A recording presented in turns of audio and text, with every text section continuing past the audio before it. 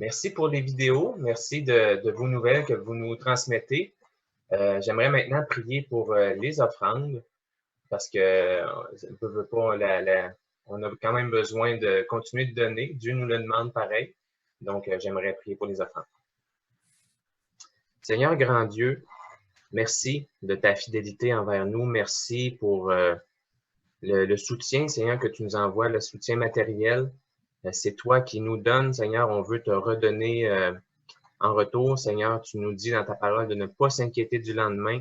Le lendemain, c'est toi qui t'en occupes, Seigneur. Tu connais nos besoins, tu connais chacun d'entre nous et on veut te faire une pleine confiance, Seigneur, parce que tu en es digne. On te remet ces offrandes, Seigneur, pour l'avancement de ton royaume, Seigneur, qui est vital, Seigneur, plus que jamais. Amen. Amen. Donc, je laisse la parole à François pour les annonces et capsules pastorales. François, c'est à toi. Merci Jean-Pierre. Donc, bonjour à tous. J'ai quelques petites annonces. La semaine dernière, Nastasia et moi, on a eu le privilège de passer en entrevue avec une journaliste du magazine Fate. C'est un magazine anglophone qui est lu à la grandeur du Canada et des États-Unis. Donc, il y a à peu près 40 millions de lecteurs qui lisent à toutes les sorties ce magazine-là. Et ils nous ont demandé de raconter l'histoire du feu, du flambeau, aussi la continuité du marché économique. Puis ils vont aussi raconter comment l'Église de l'Espoir nous a accueillis et comment que cet amour-là grandit puis se poursuit. Donc, ça va être lu par 40 millions de personnes. C'est vraiment intéressant. C'est une belle démonstration de ce que Dieu fait. Aussi, l'autre point, j'aimerais accueillir officiellement comme membre de l'Église du Flambeau Jason et Geneviève Beauregard qui ont donné leur témoignage il y a 2 semaines. Donc, on lève les mains pour... ouais, super. Donc, bienvenue comme membre. Et aussi, vous voyez régulièrement des lettres de nouvelles concernant la santé de la mère de Daniel Brouillette, aussi Pascal Girard, Jacques et Parisienne, Monique Loisel. Donc, j'aimerais qu'on puisse prier pour ces personnes-là. Vous avez vu tantôt la vidéo de Jacques et Parisienne. Donc, quand même que le Seigneur donne à Jacques un peu d'énergie pour prendre soin de tout ça, puis de Parisienne. J'aimerais prier j'aimerais qu'on prie ensemble pour les malades. Prions.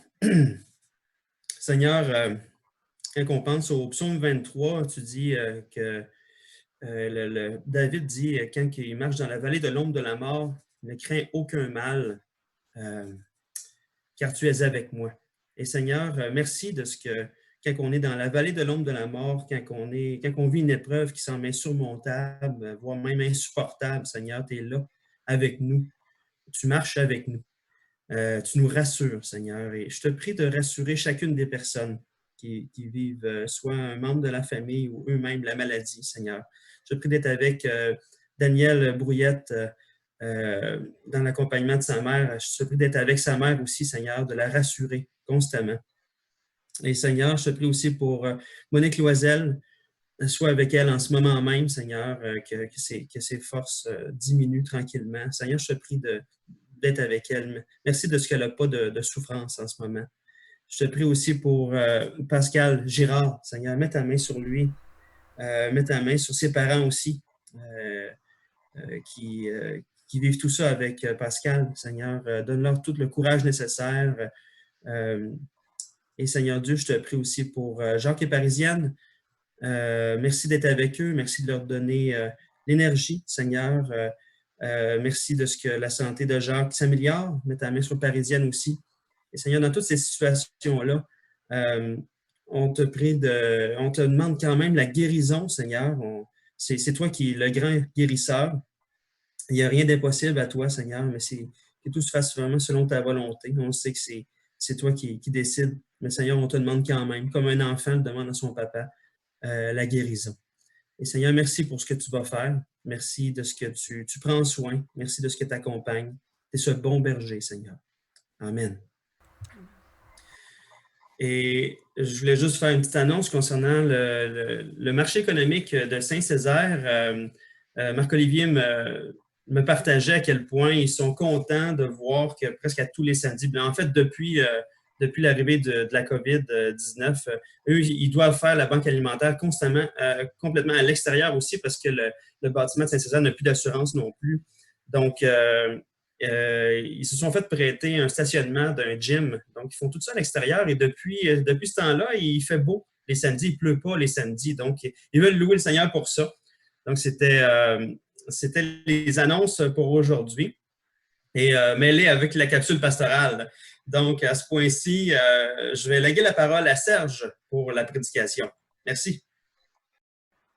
Merci à chacun de vous de nous accueillir encore ce matin. Merci à François pour la capsule. J'imagine que vous êtes tous bien installés là, dans votre foyer. Vous avez pris le temps ce matin de déjeuner, de passer un temps ensemble. Juste pour dire à Jean-Pierre, j'ai mis des pantalons quand même. OK? Et puis, je voudrais souhaiter un beau bonjour à chaque personne qui participe à l'enregistrement en direct avec nous ce matin. Bonjour à tous. Merci d'être là. Et on aimerait à chaque semaine voir de plus en plus de personnes se joindre à cet enregistrement en direct. En passant, on vous remercie aussi pour les commentaires que vous nous donnez. Hein? Ceux qui le font, on vous remercie déjà beaucoup pour ça. Et puis, ça nous encourage, et puis parce qu'on veut, travailler de mieux en mieux. Cette semaine, nous avons eu aussi un rendez-vous avec Dieu le mercredi soir. Nous avons eu vraiment un très bon temps. On a lu, on a prié avec le psaume 84. J'ai eu la chance de rencontrer plusieurs d'entre vous. Et puis, c'est toujours plaisant de passer un moment, de se voir un petit peu la face, comme on dit.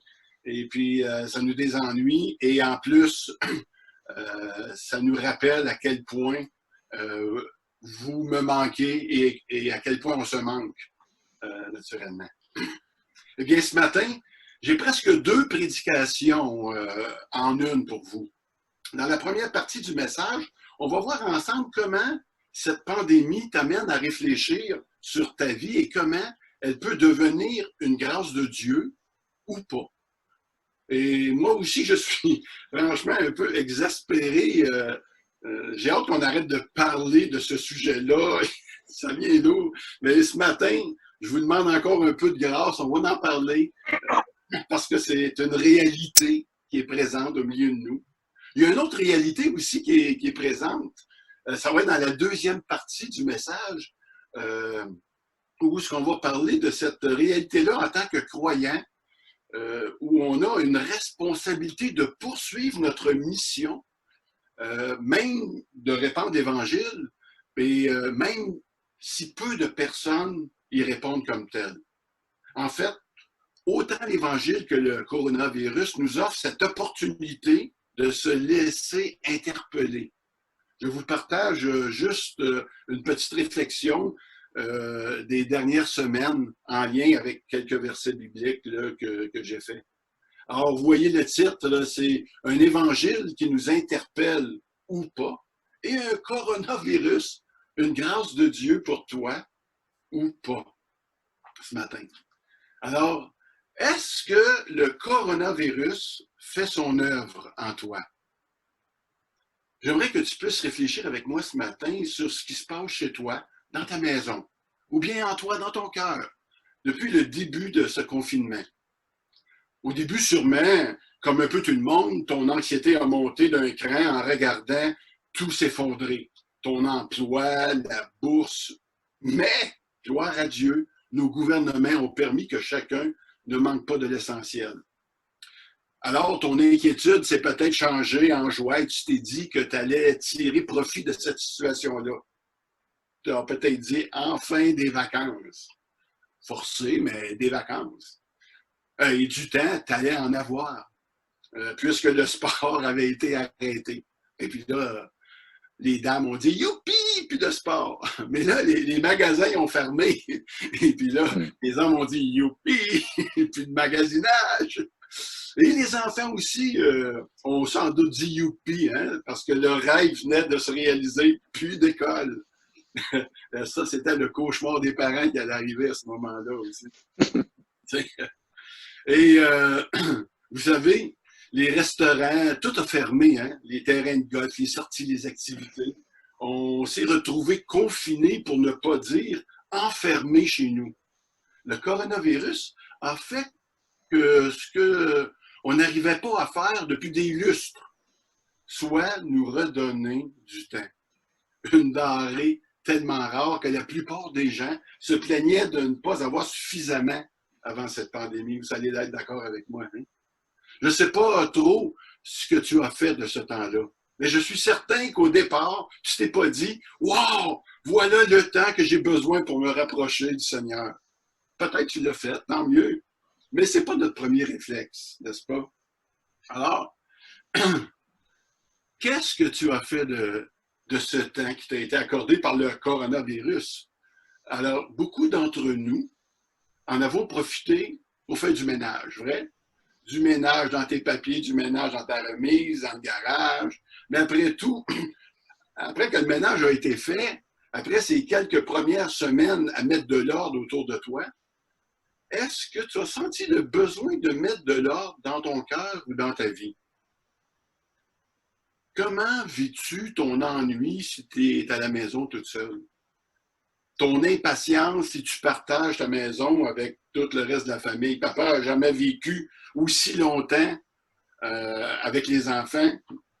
Peut-être que madame est cloisonnée avec son mari depuis plusieurs semaines, puis elle commence peut-être à vouloir penser à agrandir la maison. J'ai entendu une femme, elle dit que ça n'a rien changé pour elle, le coronavirus, parce qu'elle ne voit pas plus son mari qu'avant. Il passe son temps du matin au soir assis devant la télévision ou devant Internet. On peut voir finalement dans ces moments-là hein, ce qui nous anime lorsque nous sommes confrontés avec ce genre d'épreuves. Je voudrais profiter de la présence des personnes qui sont avec moi ce matin pour vous poser peut-être une petite question. J'aimerais ça que vous nous disiez qu'en tant que croyant, comment le coronavirus a pu vous rapprocher du Seigneur ou peut-être des autres? Quelle réflexion finalement ça l'a provoqué en toi? Est-ce qu'il y a des personnes qui voudraient partager quelque chose par rapport à ça? Je vais briser la glace. Je le savais. Moi, j'ai peut-être une perspective un peu différente de ce qu'on s'est dit jusqu'à date, mais le Seigneur, avec le coronavirus, m'a pratiquement mis devant un miroir, puis il m'a dit « Est-ce que tu m'aimes ou est-ce que tu m'aimes pas? » Mais il l'a fait d'une façon très indirecte, c'est-à-dire que quand on aime quelque chose, ça nous brûle à l'intérieur de devoir l'avoir. Et j'étais juste tout simplement pas capable d'accepter le fait qu'on allait plus voir les gars à la maison de transition. Puis plutôt que juste pleurer puis dire c'est de valeur, j'étais toujours à la recherche de solutions. Puis écoute, la solution m'a été donnée par Steve Jones. C'est pas mon idée, mais pourquoi pas aller dans le stationnement qui est en arrière avec une table, des chaises, garder les distances et quand même se voir. Et j'inviterais aussi tous mes frères et sœurs de penser à ça parce que nous, on est obligés de garder une certaine distance. On nous demande de garder un 2 mètres de distance, mais c'est pas pour autant qu'on ne peut plus se voir. Il y a des possibilités où on peut aller visiter nos frères et sœurs et rester tout simplement sur le trottoir pendant qu'ils restent dans leur maison, puis les visiter, leur dire allô. C'est le fun si on s'appelle. C'est le fun aussi si on écrit. Puis je pense qu'il faut accepter les mesures de distanciation pour quelles qu'elles sont. C'est-à-dire, on n'a pas une obligation de plus voir personne, on a une obligation d'une distance. Mais c'est pas pour autant qu'on peut pas visiter les gens puis juste rester à quand même la due distance. Donc, pour moi, de façon très étrange, le COVID-19 est positif. Ça me sort de l'habitude que j'avais avant de pouvoir me déplacer et d'aller dans la maison de transition comme on voulait, puis même toucher les personnes à chercher des réponses. Parce que si on a envie, si on a amour, on va vouloir résoudre nos problèmes. Donc, si c'est un petit message qui peut aider mes frères et sœurs, ça me fait plaisir. Merci Adrien. Merci Adrien. Y a-t-il quelqu'un d'autre qui voudrait partager quelque chose par rapport à comment ça t'a permis de te rapprocher des autres ou de Jésus ou une réflexion? OK. Nous autres, au début, avant qu'on sache que notre Monique, elle avait la tumeur agressive, on a téléphoné à presque toute notre famille, les frères et sœurs à Ovid, qui sont âgés pour la plupart, parce que Ovid, il est le bébé d'une famille de 19 enfants. Fait qu'on a pris du temps un peu pour les appeler puis leur offrir notre aide, tu sais, s'il y avait besoin pour des commissions, tout ça, parce que nous autres, on est supposément encore jeunes. On est en bas de 70. Fait que, pas 70. on a fait ça, ça nous a rapprochés. Il y en a qui ont dit, oh mon Dieu, vous êtes bien fin de penser à ça, puis tout ça. Fait que ça nous a donné une opportunité de mettre notre témoignage en avant, si on peut dire, comme chrétien. Une petite règle, si on veut. On était voir Jacques Parisienne. Justement, comme Adrien dit, on était en face de chez eux. On s'est parlé au téléphone, on s'est fait des tatas dans la fenêtre.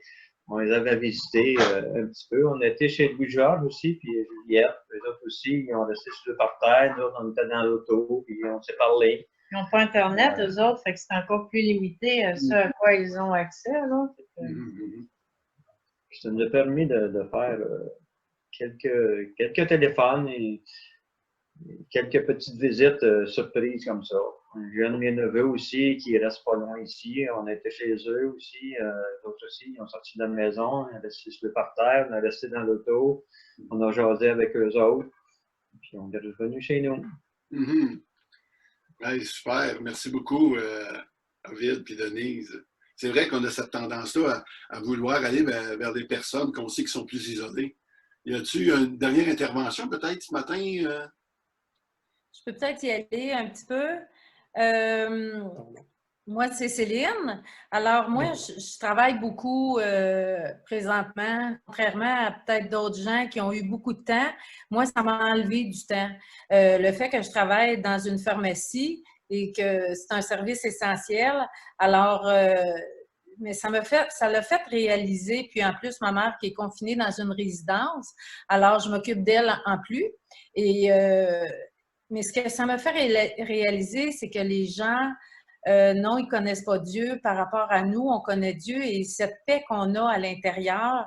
Alors, ça m'a fait être plus consciente que la COVID, on n'est pas paniqué, nous, avec par rapport aux gens. Oui, oui. Exactement. Exactement. On a une différence à faire par rapport aux gens, non vraiment à leur parler de Dieu, mais plutôt notre témoignage. C'est ça qui m'a fait réaliser la paix que j'avais par rapport à Dieu et comment on doit être avec les gens. Serge, voulais-tu rajouter quelque chose, Serge? Oui. Ben, moi, c'est un peu la même chose. Ça m'a permis de, oui, faire quelques téléphones, qui est pour moi une chose vraiment exceptionnelle. J'ai pris le téléphone et j'ai appelé entre autres des chrétiens que j'ai connus auparavant, que je n'avais pas de contact. Puis, étant introverti, moi, ça m'a emmené aussi à réfléchir à la chance qu'on a d'avoir la croyance qu'on a avec Dieu. Parce que comme Céline a dit, on réalise à quel point on peut avoir la chance d'avoir l'espérance qu'on a. On ne connaît pas la raison que Dieu a permis toutes ces choses, mais on sait que c'est pour le bien de ses enfants quelque part. Donc, ça m'a fortifié dans ma croyance et dans la paix que Dieu me donne. Amen. Gloire à Dieu. Merci beaucoup. Merci à tout le monde de ces réponses qui sont franchement encourageantes, effectivement. Mais il y a peut-être aussi des personnes qui ont vécu, peut-être durant ce temps-là aussi, des conflits durant le confinement. Tu t'es peut-être aperçu que ta relation avec ton conjoint ou ta conjointe, ça allait peut-être pas si bien que tu le pensais.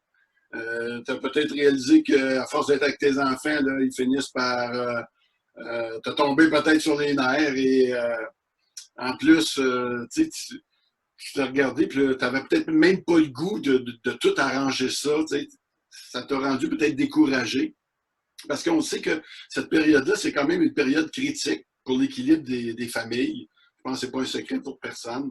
Et puis, donc, c'est une question que j'ai dû réfléchir aussi, que j'ai pensé. De quelle manière le coronavirus est une grâce de Dieu dans notre vie ou dans ta vie? J'ai choisi quelques réponses, puis j'ai réfléchi pour toi ce matin par rapport à ça. Si le corona te permet de te remettre en question et de te tourner vers Jésus, par exemple, on peut dire que c'est une grâce, hein? Ça serait la plus belle grâce qui ne peut pas t'arriver. Si ça te permet d'entendre ce message ce matin, c'est une grâce parce que ça veut dire que tu es encore en vie. Peut-être que ça a créé aussi pour toi une réflexion et tu as réalisé que ta vie manquait de sens. C'est possible. Et si tu as réfléchi comme ça, c'est vraiment une grâce de Dieu. Si le coronavirus t'a permis de réaliser que la grâce de Dieu te laisse peut-être indifférent, c'est quelque chose que, non, moi, j'ai rien par rapport à ça, ben, si tu as réfléchi ça, c'est une grâce.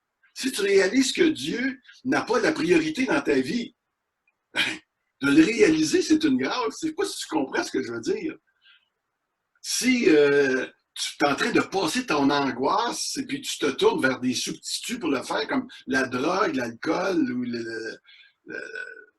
ou la télévision, Internet, les jeux vidéo, ben, si tu t'aperçois de ça, que tu es en train de perdre ta vie au travers de ça, ben, c'est une grâce aussi. Et parce que tu es en train de te remettre en question. Je pense que le pire qui puisse arriver pendant ce temps de confinement, ce serait de vivre ça sans te remettre en question comme tel. Ce serait de passer à côté de quelque chose. Dieu nous offre, j'ai l'impression, en tout cas, une occasion sans pareil de réfléchir et de te confiner, on pourrait dire, dans ton cœur, pour faire du ménage dans ta vie. Il ne veut pas que tu sois insensible ou indifférent au message qu'il t'adresse peut-être aujourd'hui, en ce moment, dans les derniers jours, les dernières semaines. Il ne veut pas que tu aies un passage à vide ou, pour faire un jeu de mots, un passage à COVID. Et puis là, je ne parle pas de toi au vide. Non, Dieu permet, j'ai vraiment l'impression, que ce virus se répande sur toute la planète parce qu'il cherche à attirer l'attention de chacun. Il veut attirer l'attention indirectement sur lui. Il n'est pas en train de nous apparaître pour dire « Hey, oyez, c'est moi, regardez, je suis là. » Non, non, non. Il nous amène, en fait, et enlève tous les artifices possibles pour que nous prenions le temps de le voir. La raison de ce message que j'avais commencé à réfléchir ce matin, c'est à cause de la souffrance que nous éprouvons, Mona et moi, mon épouse, concernant l'accompagnement en fin de vie de la mère de Mona, Grand-Lise, pour ne pas la nommer, tout le monde la connaît. Et nous voudrions vraiment que son cœur soit touché à cet appel de l'Évangile. Et on voudrait qu'elle se tourne vers le seul qui a les paroles de la vie éternelle. Et c'est d'ailleurs le seul aussi qui peut remuer le cœur de l'homme comme il le fait. Voyez-vous, l'Évangile remue le cœur de l'homme. Comme la photo ici le montre, lorsque tu exposes ton cœur avec l'œuvre de la croix, il va se produire quelque chose. C'est sûr, mets ton cœur dans cette croix, sur cette croix, il va se produire quelque chose. La proclamation de l'Évangile a cette capacité de remuer le cœur de l'homme, dans le sens qu'il ne laisse personne indifférent. Vous allez être d'accord avec moi. C'est quoi l'Évangile? Ben, c'est l'histoire qui raconte que Dieu a mis en œuvre toute sa puissance, toute sa majesté, toute sa gloire pour éliminer le péché des hommes par le sacrifice expiatoire de Jésus-Christ. Non seulement ce message remue des consciences, mais il provoque une réaction. Certains y répondent par la foi et d'autres non. Chaque personne qui entend l'Évangile est amenée soit à se tourner vers Jésus-Christ ou soit à s'éloigner de lui. Avez-vous déjà remarqué ça? Oui, c'est quelque chose qui attire notre attention, c'est quelque chose qui nous rebute. Un jour, un pasteur a dit, la prédication de l'Évangile change toujours le cœur. Ou il le réveille, ou il l'endurcit. Depuis la présence de Jésus sur terre jusqu'à aujourd'hui, des gens ont été attirés, d'autres ont été repoussés. Mais personne, ça laisse personne indifférent. Jésus a étendu son corps au travers du chemin, de votre vie, si on pourrait dire, pour nous éviter l'enfer. Si tu veux aller en enfer, je te dis une chose ce matin, tu vas devoir enjamber Jésus pour t'y rendre. Malheureusement, beaucoup n'hésiteront pas à faire ce mauvais pas d'enjamber. J'espère que tu ne fais pas partie de ceux-là ce matin et que tu es prêt à t'arrêter à cet évangile, même s'il peut te paraître dangereux. Vois-tu? Lis avec moi ce qu'un auteur a écrit dans le livre des Hébreux, dans le chapitre 4, les versets 12 et 13. Il dit, car la parole de Dieu est vivante et efficace. Une parole vivante. Elle est plus tranchante que toute épée à double tranchant et pénétrante jusqu'au plus profond de l'être, jusqu'à atteindre âme et esprit, jointure et moelle. Elle juge les dispositions de ta pensée, des pensées et du cœur. Nulle créature n'échappe au regard de Dieu. Tout est nu et à découvert aux yeux de celui que nous devons rendre compte. Oh, quelle parole! Aussi, quand j'entends le mot tranchant, pour moi, ça coupe. Et puis, ça peut être dangereux, effectivement. Voilà pourquoi l'évangile de Jésus est dangereux. L'écouter, c'est de s'ouvrir à la parole de Dieu. À partir de ce moment-là, on se laisse transformer par elle. On se place devant son autorité. Et cela nous amène à marcher, souvent contre-courant, dans le système établi par ce monde. C'est peut-être pour ça qu'on peut juger ça dangereux. Mais cela peut paraître dangereux de suivre le Seigneur, de devenir un vrai disciple de Jésus. Mais en fait, ce qui est dangereux, c'est lorsque l'Évangile ne fait qu'une petite égratignure au lieu d'atteindre ton cœur en profondeur. Je me rappelle quand j'ai annoncé à Mona la première fois que j'étais tombé en amour avec Jésus. À ce moment-là, on ne connaissait pas le Seigneur. Et Mona s'est mise à avoir peur. Elle pensait que j'allais vendre la maison, puis que j'allais m'installer sur une montagne en Inde ou à Bromont, je ne sais pas laquelle. Mais moi-même, j'ai eu peur. Ma première peur, c'était de penser que j'allais devoir rejoindre une espèce de secte. En fait, je voyais les chrétiens comme des fanatiques, des capotés du bon Dieu. Ils ne parlaient pas du bon Dieu comme tout le monde. En général, les gens parlent de Dieu comme le gars d'en haut, le divin, le céleste. Mais les chrétiens, eux, en parlaient comme quelqu'un qui connaissait, quelqu'un de proche avec qui ils avaient une relation. Certains l'appellent même Papa. Wow! Et la manière qu'ils prononcent le nom de Jésus, c'était différent. Le monde, en général, parle du petit Jésus, quand il l'appelle par son nom, ou des fois, ils disent son nom en blasphémant. Tandis que les chrétiens qui parlent de Jésus-Christ en parlent avec tellement de respect et de révérence que c'est au travers de leur témoignage que l'Évangile est devenu, je pourrais dire, dangereux pour moi, parce que j'ai réalisé que j'aurais pu passer à côté de ce message-là. Et ça aurait été vraiment dangereux. Hein? En tout cas, moi, je suis quelqu'un d'aujourd'hui qui aurait mieux valu que je naisse jamais que de vivre sans la révélation de Jésus-Christ et de sa grâce dans ma vie. Quand je dis le mot grâce, tu sais de quoi je parle, j'imagine. Tu n'es pas certain? Je vais te l'expliquer en juste quelques mots. Quand on parle de grâce, c'est Dieu qui t'offre la chance, si tu veux, la chance de ta vie. Il te dit, bon, veux-tu, après ta mort, t'assurer de venir dans ma présence partager ma gloire pour l'éternité et même si tu ne le mérites pas? Tu te dis, ben moi, ça m'intéresse, oui, mais qu'est-ce que ça va me coûter? Ben, la grâce, elle dit, ça ne coûte rien. Ça ne te coûte rien du tout. Mais toi, tu te demandes, mais là, non, attends un peu, c'est quoi la pogne? Tu te dis qu'il n'y a rien de gratuit aujourd'hui. Pourtant, le Seigneur t'a aimé jusqu'à se livrer pour toi au supplice de la croix. Et il espère que ce sacrifice va entailler ton cœur jusqu'au plus profond et non juste laisser une légère égratignure. Est-ce que tu me suis ce matin? Voici. L'œuvre de la croix, c'est le vaccin suprême pour l'éternité ou une simple égratignure. Isaïe 53,5, que tu vois ici à l'écran, ça dit « Il était blessé pour nos péchés et c'est par ses meurtrissures que nous sommes guéris. » Pourtant, au lieu que la croix devienne le vaccin tant attendu dans ta vie, il semble que les gens ont été vaccinés, mais contre Jésus. Paul à Timothée l'exprime comme ceci. L'orgueil les rendra aveugles.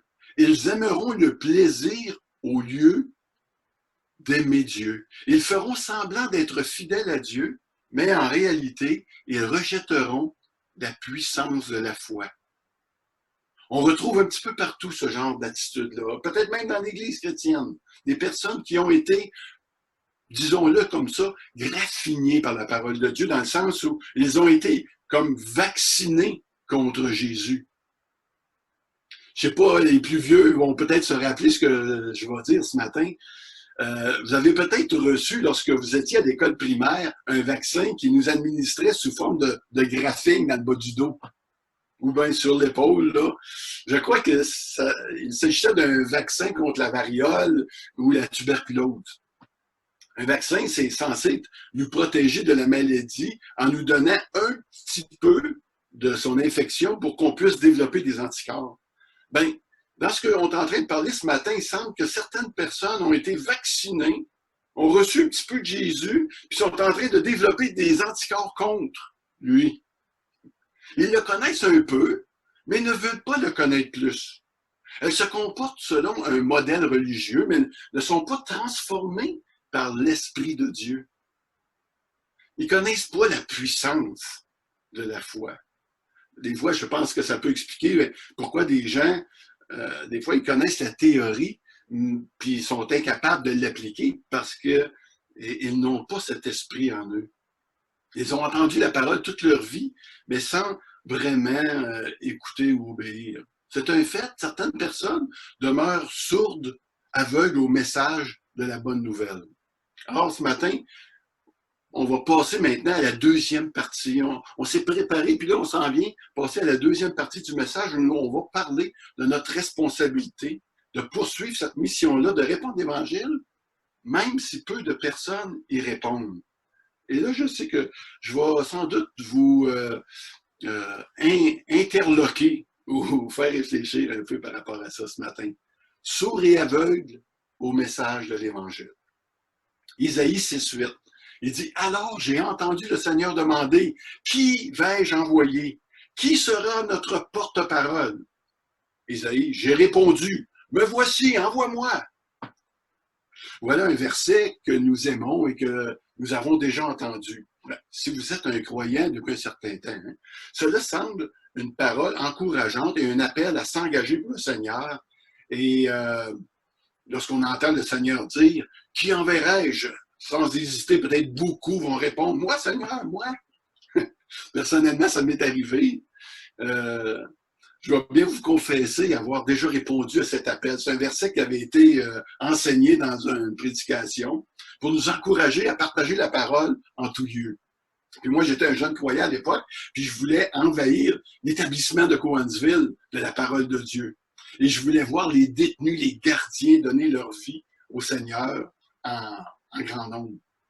Quand j'ai entendu le Seigneur dire « Qui enverrai-je ?» j'ai pensé que j'étais son homme et que grâce à moi, j'allais faire fureur en emportant le réveil dans ce milieu-là.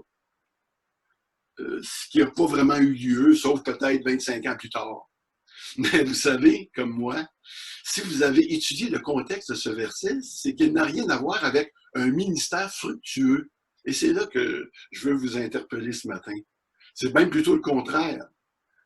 Voici ce que Isaïe 6,9 dit à la suite du verset. Dieu dit ceci. Il dit, va dire à ce peuple, vous écouterez bien, mais vous ne comprendrez pas. Vous regarderez bien, mais vous ne verrez rien. Ferme les yeux, rends-les sourds et aveugles. Empêche leurs yeux de voir, leurs oreilles d'entendre, leur cœur de comprendre. Ainsi, ils ne se tourneront pas vers moi et ils ne seront pas guéris. l'état moral de la nation d'Israël à ce moment-là était tel qu'on savait d'avance que l'appel du prophète à demander aux gens de revenir à Dieu serait rejeté. Pire encore, qu'il aurait pour effet d'endurcir encore davantage leur cœur. Le peuple ne pouvait pas se repentir parce qu'il ne voulait pas. Et c'est à la lumière de la prédication d'Isaïe que l'endurcissement de leur cœur allait se révéler, on pourrait dire, dans toute son horreur. Est-ce que quelqu'un voudrait encore de ce ministère? Imaginez l'offre d'emploi. Embauchons pasteur doit rendre les cœurs insensibles. Personne cherchant un ministère fructueux s'abstenir. Cela nous indique que la priorité de Dieu par rapport à la mission qu'il nous confie, c'est pas toujours le succès tel qu'on l'entend, mais on pourrait dire plus que c'est notre intégrité et notre obéissance, n'est-ce pas? J'en fais une petite application. Je pourrais vous demander comment il y a Billy Graham au milieu de nous, c'est-à-dire des hommes qui annoncent l'Évangile à toutes des foules et qui voient des milliers de personnes se convertir. Je crois qu'au Québec, il y a surtout des Isaïe qui sont appelés à proclamer l'Évangile à des gens qui voient, mais qui sont incapables de percevoir, qui entendent, mais qui n'écoutent pas. En disant cela, je pense à des gens parmi nous qui ont passé beaucoup de temps à évangéliser, mais sans voir aucun résultat. Je crois que ce sont des chrétiens fidèles et même très zélés, un peu comme Isaïe. C'est pourquoi j'ai un petit message pour chaque personne qui pense qu'il n'est pas un bon évangéliste, ou même peut-être un bon chrétien, parce que malgré ses efforts de parler de Jésus, il ne voit jamais presque venir personne à la foi.